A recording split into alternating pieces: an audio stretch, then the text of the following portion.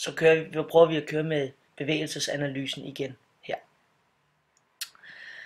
Hvis man tager det første step i tilløbet her, kan man se, der kommer 2 skridt der. I det her tilløb, der er de muskler, der kan man se, at musklerne arbejder dynamisk, og det er knælet, der er bevægelse i.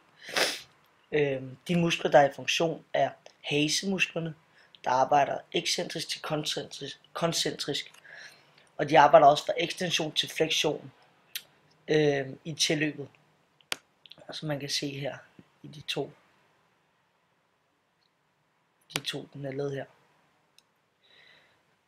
Det der er step 1, vi har valgt at kalde tilløbet. Ved step 2,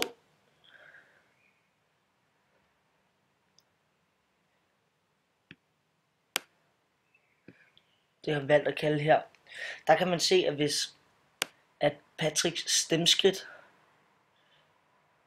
ikke passer, så det kommer til at være, at man ser hans venstre knæled i fleksion, men det skulle her være i ekstension, og det samme hans knæled der, og det samme gælder hans højre albueled, der ses i fleksion og i ekstension. Det skal ses, fordi at kastet påbegyndes for tidligt, da hans stemskridt ikke tæller.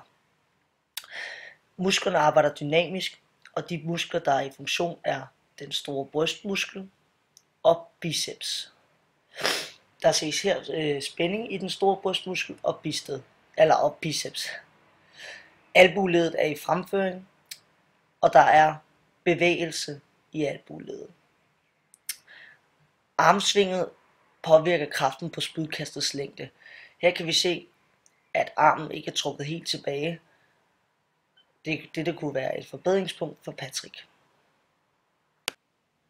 Hvis vi fortsætter her til step 3, vi har valgt at kalde afleveringen. Jeg skal lige finde der. Så kan vi se, at Patricks venstre knæled om bagved der er i ekstension. Rotationen i hoften ses, men er ikke fyldestgørende. Det kunne også være et forbedringspunkt.